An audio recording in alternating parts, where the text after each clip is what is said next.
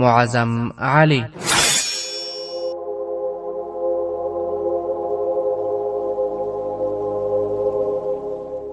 د ایمان، وطن او عدالت لپاره د انګریزي استعمار پر وړاندې د مبارزې اتل.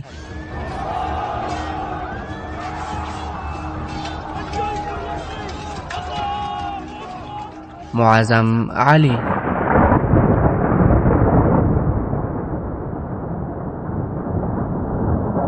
اتمه برخه.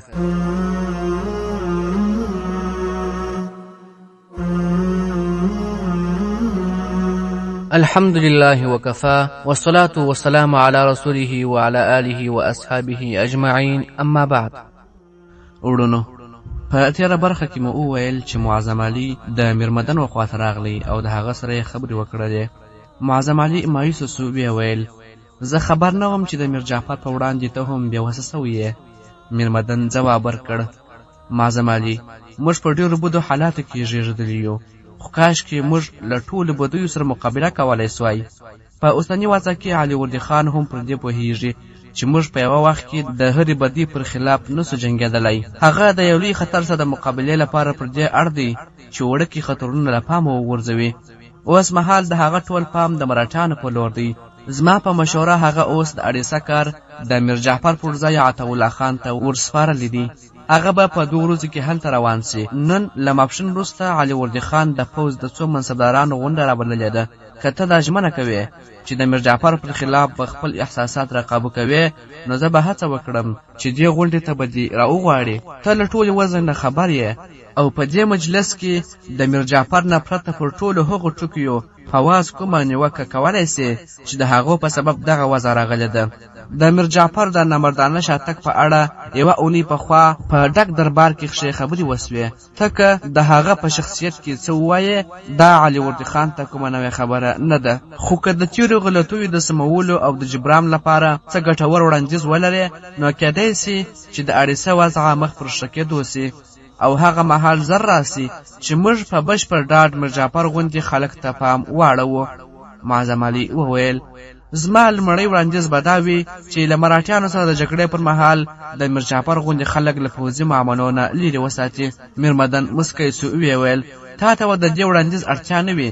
میر جعفر ته دا لارښوونه سوې ده چې له عطاالله خان سره بشپړه مرسته وکړي او عطاالله خان ته دا واک ورکړل سوی دی چې کله کوم منصبدار نه ډاډه نه وي، نو کولی سي چې برتری پیل کړي. معظم علي وویل چې کله مرهټیانو زموږ کلا بنده کړې وه او موږ ته څو ورځې د میر جعفر له لورې د خپل احوال ځواب رانغلی، نو ما دا ژمنه کړې وه چې جګړه پای ته ورسیږي نو له پوځه به استعفا ورکوم. خو چې کله مې د خپلو ملګرو بېګوره او کفنه مړي پرېښودل او ترې راووتم، نو دا ژمنه مې وکړه چې لږ تر لږه به دلته یو ځل بیا راځم. زه عطاالله خان ښه نه پېژنم، خو که د هغه په وړتیا ستا باور وي، نو زه به دا غوښتنه وکړم چې ما له هغه سره واستوي. میرمدن وویل ما خو ګمان کاوه چې ته به دومره مدته وروسته شاید هیله وکړې چې څو ورځې په مرشد آباد کې پاته سې. معظم علي ځواب ورکړ هغه کلا چې زما د ملګرو مړي پکښې پراته دي، ما ته تر مرشد آباد ډېره ګرانه ده. قدرمنو اورېدونکو، له میرمدن سره تر خبرو وروسته چې معظم علي بیرته خپل کور ته راستون سو، نو پلار او ورور یې له حسن بیګ سره په میلمستون کې انتظار و.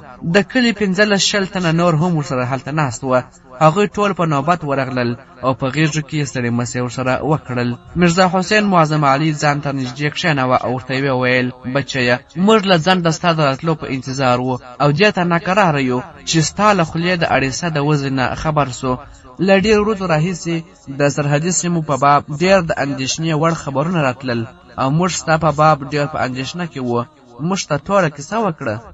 معظم علي د ده په جواب کې د میر جعفر د نااهلۍ او د مرهټیانو د ظلمونو او د سرحدي کلا د بربادۍ کیسه لنډه ورته تېره کړه. په دې موده کې د کلي بوډاګان او ځوانان هم ډله کور ته ورتلل او صابر په لوړ غږ چیغې وهلې ودرېږئ، نور دلته په کور کې ځای نسته، د خدای لپاره شور مه کوئ، دننه میرزا صاحب ناست دی.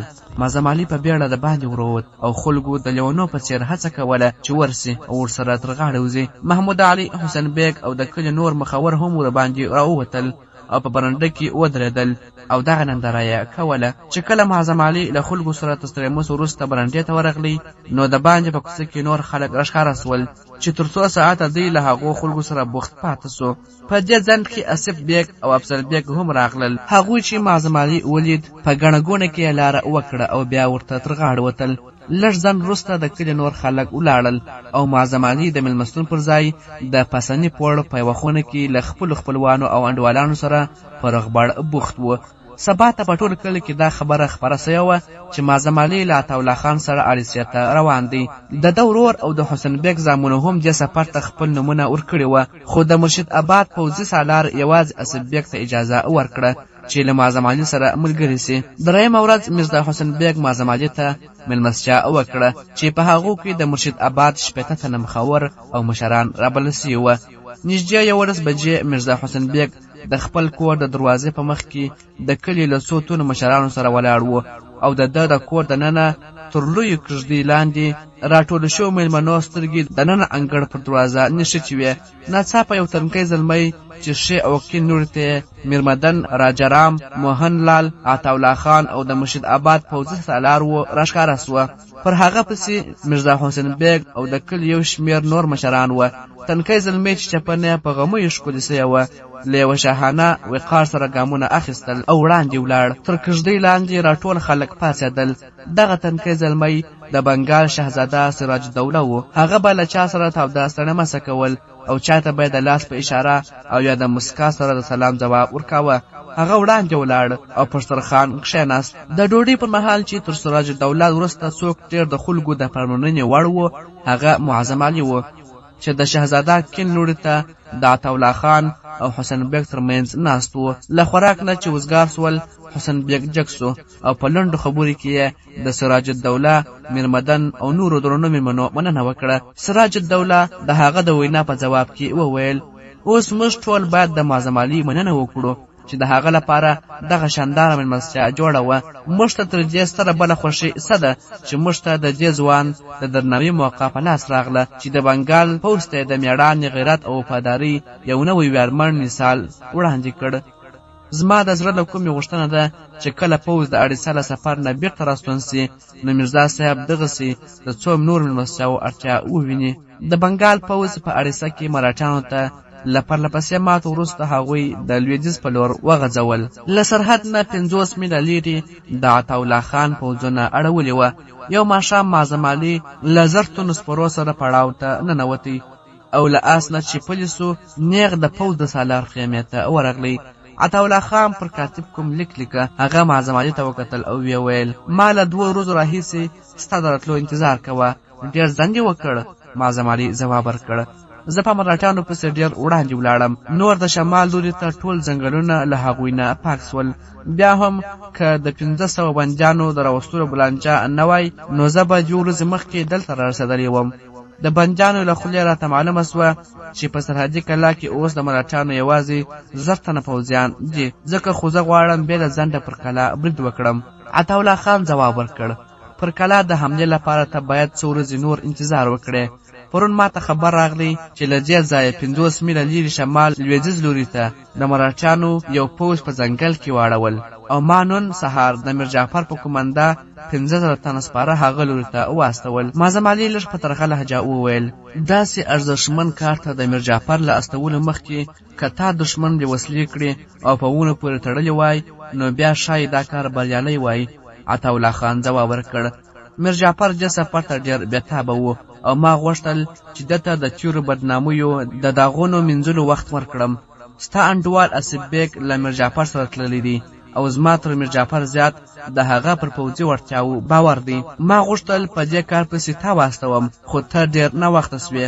معظم علي وویل د میرجعفر د ملګرتیا لپاره د اسف غوندې زړور ځوان ټاکل سم نه دی. زه غواړم چې ما ته اجازه راکړې چې دې کار ته ولاړ سم او زما اراده ده چې له دې کار نه وزګار سم دلته د تلو پر ځای نیغ پر کلا برید وکړم. عطاالله خان ځواب ورکړ که د میر جعفر ترکمنجۍ لاندې په جګړه خوښ وې نو زه دې په خوښۍ غوښتنه منم. معظم علي وویل زه یو سپاهي یم، که میر جعفر کومه غلطي ونه کړي نو زموږ په منځ کې د اختلاف هیڅ مجال نسته. عطاالله خان یوه نقشه وغوړوله او ویې ویل کښېنه. معظم علي د هغه په مخ کې کښېناست. عطاالله خان پر نقشه پر یوه ټکي ګوته کښېښوده او ویې ویل دا د مرهټیانو پړاو دی او ما میر جعفر ته لارښوونه کړې ده چې پر دې لاره ولاړ سي. سبا ته تر مرخوتو مخکې به دوی د دښمن پر پړاو برید وکړي. زما په خیال خو ته باید نور ځنډ ونه کړې. ته تازه نفسه سرتیري ته اړتیا لرې. زه امر کوم چې ستا لپاره 500 تنه سپاره تیار کړي. په دې ځنډ کې ته د خپلې لارښوونې لپاره د دې نقشه یو نقل واخله. معظم علي ځواب ورکړ دا نقشه ماته د خپل لاس د کوشو په څیر یاده ده. دا وګوره د مرهټیانو له پړاو یوازې 10 میله لیرې هغه کلا ده چې ما څو کلونه پکښې تېر کړي دي. په دې ځنګلو کې ما مرهټیان په وار وار ځغلولي دي. د مرهټیانو د پړاو شاوخوا ته 3 غونډۍ او خوړونه دا اوس هم زما تر سترګو لاندې دي. زه یوازې دا اندېښنه لرم چې شاید تر برید مخکې ونه رسېدی سم. عطاالله خان وویل زما باور دی چې ته به پر وخت ورسېږې.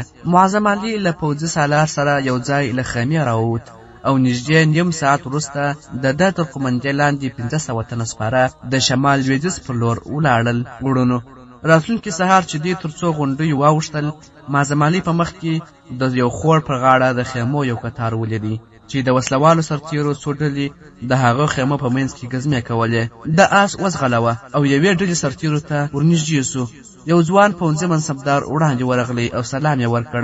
معظم علي بې له ځنډه ترې وپوښتل تاسو د شپې دلته واړول؟ منصبدار وویل هو کې صاحب. معظم علي وویل پوځ د دې ځایه څومره وخت وړاندې روان سوی دی؟ منصبدار وویل کوم 1.5 ساعت مخکې. معظم علي وویل د شپې تاسو ته د دښمن د خوځېدو او حرکت په اړه کوم خبر راغلی و؟ منصبدار وویل هو کې د شپې لخوا موږ خبر سو چې دښمن له دې ځایه کوم 3 میله لیرې پړاو اچولی دی. معظم علي وویل هغوی ټول پر اسو سپاره تللي دي؟ نفر وویل هو کې. پر دې خبره ډېرې خبرې وسوې چې تر دې وروسته پوځ په ځنګل کې پلي وړاندې ولاړ سي او که سپاره. د اسف نظر دا و چې تر دې وروسته باید پوځ پلي وړاندې ولاړ سي، خو میر جعفر بیا ویل چې موږ باید وخت بې ځایه له لاسه ورنه کړو. معظم علي شونډې وچیچلې او ویې ویل میر جعفر پر دې پوهېږي چې په تېښته کې تر پښو اسونه ښه کار ورکوي. بیا یې خپل سرتیرو ته مخ ورواړه او ویې ویل له تاسو نه 50 تنه له ما سره راځئ. 200 تنه د دې خوړ پر غاړه د ونو او ډبرو تر شا مورچلې ونیسئ. نور ټول اسونه در سره واخلئ. د هغو غونډیو تر شا پټ سئ. زما باور دی چې میر جعفر به ډېر ژر دښمن دلته راولي. بیا د پړاو ساتونکو ته وویل زه تاسو ته امر کوم چې خیمې له دې ځایه وباسئ او ټول سامان د هغو غونډیو شاته یوسئ. ځوان منصبدار وویرده او ویې ویل ښاغلیه د میر جعفر د امر پر خلاف؟ معظم علي په غوسه وویل که تاسو د شپې مهال دلته پاتې سوئ نو زما باور دی چې لږ ځنډ وروسته به میر جعفر د حکم کولو توان نه لري او زه به تا ته د ده پر مخ کې د سرغړوي سزا درکوم. ځوان منصبوال وویل خو صاحب ما خو له امر سرغړونه نه ده کړې، ما خو بس همدومره وویل چې میر جعفر. معظم علي د ده خبره وروڅه کړه او ویې ویل تا ته د څه ویلو اړتیا نسته.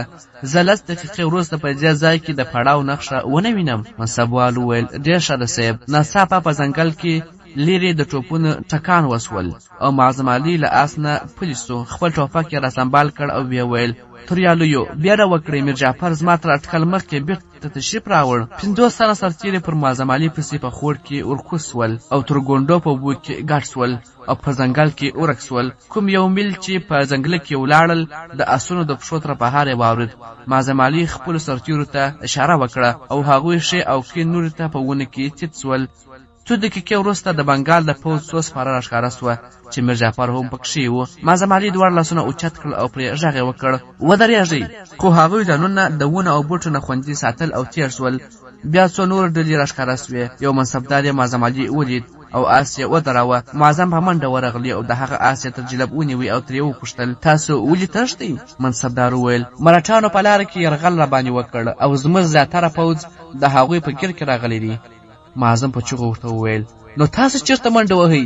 منصبدار وویل دا د میر جعفر حکم دی. معظم علي وویل میرزا اسف بیګ چیرته دی؟ منصبدار وویل هغه د یرغل په مهال له خپلو زور تونو سره له اسونو پلي سو او په ځنګل ننوتل. اوس معلومه نه ده چې پر هغوی څه تېرېږي. میر جعفر ډېر ترې خفه و.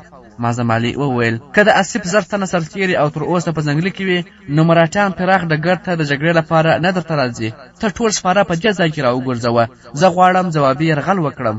منصبدار ځواب ورکړ خو میر جعفر به دا له امر سره غړونه وبولي. معظم علي په درانه غږ وویل میر جعفر به تر مرشد آباد مخکې چېرته دمه ونه کړي او اوس تاسو زما تر قومندې لاندې یاست. که کوم سپاره دا هڅه وکړي چې وړاندې تیر سي نو زه مې خپلو سرتیرو ته امر کوم چې بې له ځنډ یې پر ګولۍ وویلي.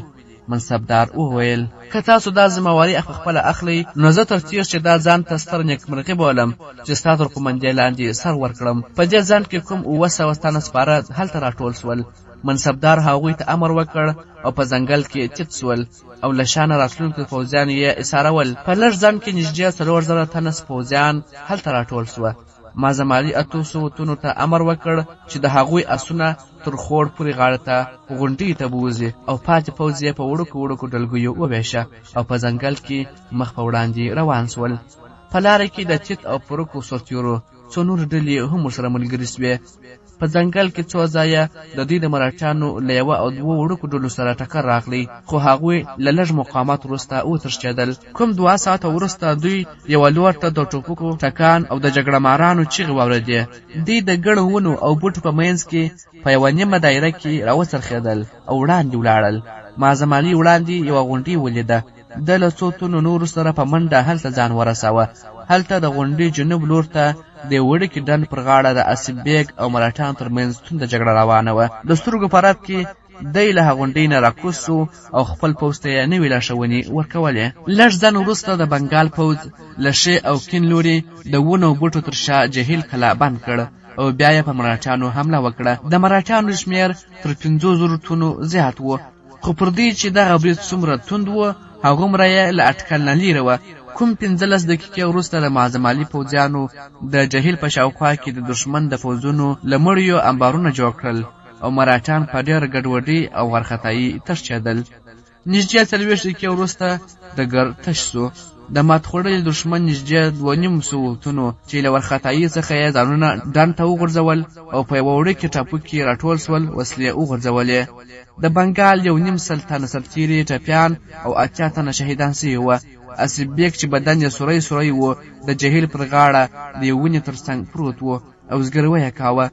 2 تنه منصبداران او سرتیري د هغه پر شاوخوا راټول وه. معظم علي په منډه ورغلی او تر څنګ یې کښېناست. آصف ده ته وکتل او پر شونډه یې غمجنه مسکا وغوړېدله او ویې ویل انډیواله ته لږ ناوخته راورسېدې. معظم علي شاوخوا سرتیرو ته وکتل او ویې ویل جراح راولئ بیړه وکړئ. آصف په خپېدونکي غږ وویل جراح ته نوره اړتیا نسته. ته په ډاډه زړه له ما سره خبرې کوه. زه غواړم تا ته ډېرې خبرې وکړم. ما دا هیله درلوده چې ته به دلته راسې او لږ مخکې مې دا چورت وهه. ډېرې داسې خبرې وې چې ما تا ته ونه کړی سوې. بیا یې شاوخوا نورو کسانو ته وکتل او د لاس په اشاره هغوی یوې او بلې خواته سوې او د لاس په اشاره هغوی یوې او بلې خواته تیت سول. آصف له لږ ځنډ وروسته وویل معظم علي ما همدلته خاورو ته وسپاره او پلارجان ته مې ووایه چې ما ټول ټوپونه په ټټر خوړلي وه. افضل ته زما له لوري نصیحت وکړه چې هېڅکله هم د کوم بېغیرته انسان تر قومندې لاندې جنګېدو غلطي ونه کړې. زه د خپل پوځ سرتیري تا ته سپارم او کوم ملګري چې مې شهیدان سوي دي د هغوی خپلوانو ته له حکومت نه د مرستې اخیستل ستا دنده ده. زما هیله ده چې ته کومه ورځ د اډیسا والي سې او بیا زما قبر ته راسې او ووایه آصفه ما ته هېر کړی نه یې. د پلارجان هیله دا وه چې له دې جګړې نه اوزګار شم واده راته وکړي. تر راتلو مخکې هغه راته وویل چې نن له ډاګۍ نه د کومې اوچتې کورنۍ نه ستا لپاره یو پیغام راغلی دی. ستا بابا زما په زړه کې یوه هیله وه خو کاشکې چې دلته تر راتلو مخکې ما پلارجان ته څه ویلي وای. معظم علي تا ته به د یو ورور له خولې دا خبره حیرانوونکې ښکاري خو اوس که درته ووایم هېڅ ځنډ پکښې نسته چې ما په خپل زړه کې د فرحت راتلونکی له تا سره تړلی و. معظمه هغه پر ما ډېره ګرانه ده. مرجان یې غوښتل چې کوم بل ځای دا واده کړي خو ما ته د دې د زړه حال معلوم و او ما د هغوی مخالفت وکړ. د پلارجان په باب ما ته معلومه نه ده چې د دې د راتلونکي په اړه به څه پرېکړه کوي خو که د هغه اراده بل ډول وه نو دومره ورته ووایه چې د فرحت په باب د آصف هیله دا وه.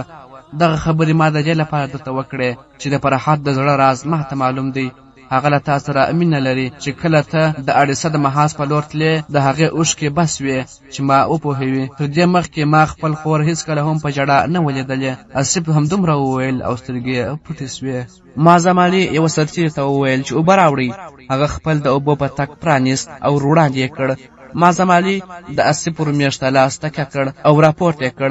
څو غړپه اوبه یې پرې وڅښلې او بیا سر په خپله غېږ کې ونیوی. آصف بیګ په ځیر ده ته وکتل او په کمزور غږ یې وویل داسې فکر کوم چې ما د خپل ژوندانه وروستي فرض هم ترسره کړل. نږدې تر 1 ساعت د آصف وضع همداسې وه چې تر لږ شېبې پورې به په هوش راغلی او له معظم سره به تر څو خبرو وروسته بېرته بېسده سو او سترګې به یې پټې کړې. معظم علي له څه ویلو او یا خوځېدو لوېدلی و او آصف ته به یې په رډو رډو کتل. د پوځ سرتیري ځوړند سرونه تر هغه شارپیره ولاړ وه.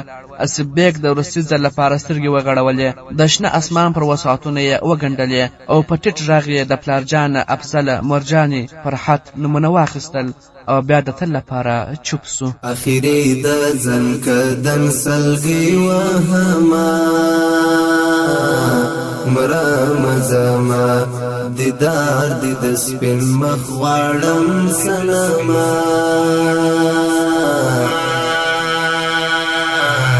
مرام زما دیدار دی د سپین مخ غواړم.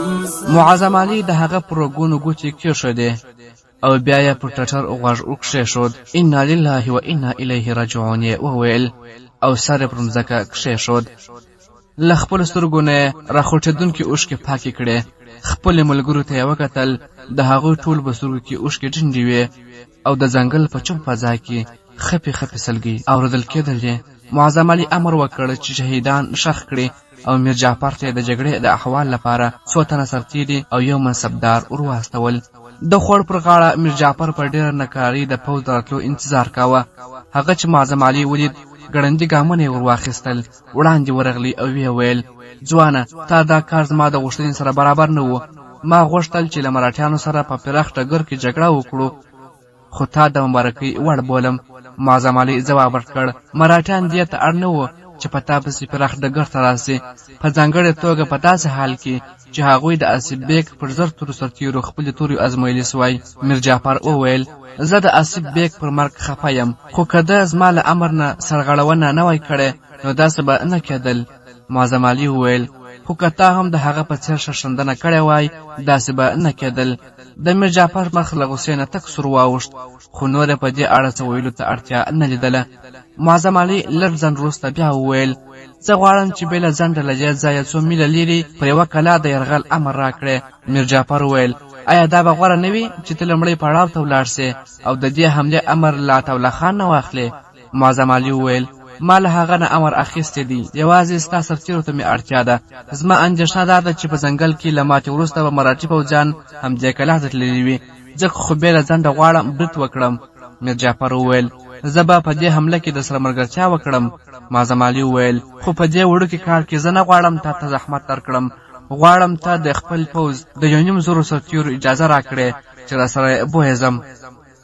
میر جعفر وویل نه، زه په خپله هم د سره ځم. معظم علي وویل ډېر ښه، خو زه غواړم چې ته میرزا حسین بیګ ته د آصف د شهادت خبر ورکړې او کوم استازی واستوې. میر جعفر وویل دا چاره به وکړو، اوس ووایه چې موږ له دې ځایه کله باید وخوځېږو؟ معظم علي ځواب ورکړ همدا اوس. قدرمنو اورېدونکو، راتلونکې ورځ له لمر لوېدو مخکې د بنګال پوځ له کوم توند مقاومت پرته سرحدي کلا ونیوله. د میر جعفر حیثیت په دې جګړه کې د یوه چوپ نندارچي نه زیات نه و او د پوځ قومنده عملا د معظم علي په لاس کې وه. خو له بري وروسته هغه د اډیسه د والي عطاالله خان میربدن او علي وردي خان په نامه داسې لیکونه لیکل خدای موږ ته ډېر ستر بری راکړ، موږ د اډیسا په سرحد د مراتیانو تر ټولو ستر پړاو ونیوی. زما هیله ده چې دښمن به تر یوې مودې پورې خپل زخمونه څټي. د علي وردي خان په نامه د دې لیک وروستي ټکي داسې وه د دې وړکي غلام د خپل وس سره سم ستاسو د نوراني حضور حکم سرته ورساوه. اوس ما تر ټولو سره هیله دا ده چې مرشد آباد ته درسم او ستاسو د پښو مچولو ویاړ خپل کړم او پر اعلی حضرت دا زیری وکړم چې د اډیسه ځمکه له دښمنه پاکه سوه. 3مه ورځ عطاالله خان له پاتې پوځ سره هلته ورورسېد او تر 2 اونیو پورې په کلا کې پاته سو. په دې موده کې په شمال لویدیځ سرحدي سیمو کې د مرهټیانو د نویو بریدونو خبر واورېدی او د معظم علي ته د 2 ضرورتونو سره د کوچ امر وکړ. 10 ورځې وروسته معظم علي بیرته راستون سو. هغه دا خبر راوړ چې شمال لویدیځ سیمې له دشمن نه پاکې سوې. عطاالله خان معظم علي د کلا په ساتنه وګماره او په خپله د کټک په لور کوچ وکړ. 3 میاشتې وروسته معظم علي د 2 میاشتو په رخصت د مشت آباد په لور روان سو. قدرمنو اوریدونکو، یوه ورځ ماپښین مهال میرزا حسین بیګ تبې نیولی و او پر بستره پروت و. د هغه میرمن افضل بیګ او فرحت د ده د بسترې تر څنګ ناست و. یوه خدمتګاره ورننوتله، ویې ویل چې معظم علي راغلی دی. افضل په بیړه له خونې ووت. فرحت د څنګ خونې ته ولاړه او د نیم کښه دروازې تر شا ودرېدله. لږ ځنډ وروسته معظم علي له افضل سره یو ځای کوټې ته وننوتل. حسین بیګ چې ولید راجګ سو او کښېناست. د افضل بیګ مور ډېر په زحمت هڅه کوله چې خپلې سلګۍ را ایسار کړي. معظم علي سترګې له اوښکې ډکې وې. هغه په دردناکه لهجه وویل: کاکا جانه، کاکا ناوي، زه ډېر افسوس کوم چې تر روسي پړاوه ما له آصف سره ملګرتیا ونه کړی سوه. حسین بیګ د پلارني مینې په نظر هغه ته وکتل، ویې ویل: بچیه کښېنه. هغه کښېناست. تر لږ ځنډه په خونه کې چوپه چوپتیا سوه. په پای کې حسین بیګ چوپتیا ماته کړه. معظمه، غوښتل مې هلته درسم او د هغه قبر ووینم، خو د ناروغۍ په سبب پاتې سوم. ما ته ستا لیک راورسېد، خو هیله مې وه چې د هغه د شهادت ټوله کیسه ستا له خولې واورم.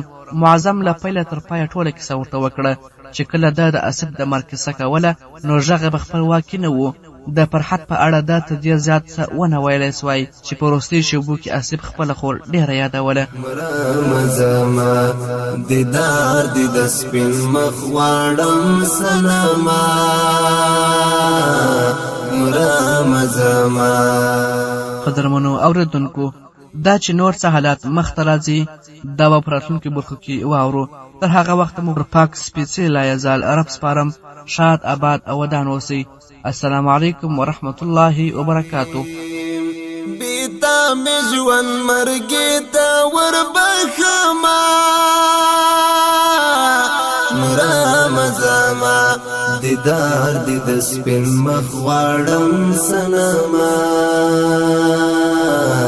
مرمزما اخیری د ځن کدن سلګي وهما، مرمزما دیدار دی د سپین مخ غواړم سنما،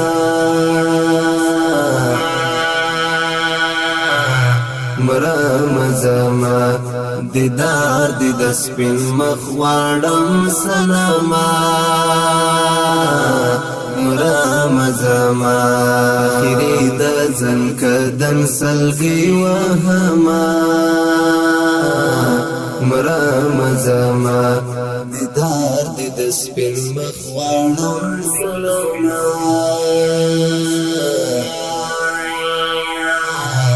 مرمزما دیدار دی د سپین مخ غواړم سنما، مرمزما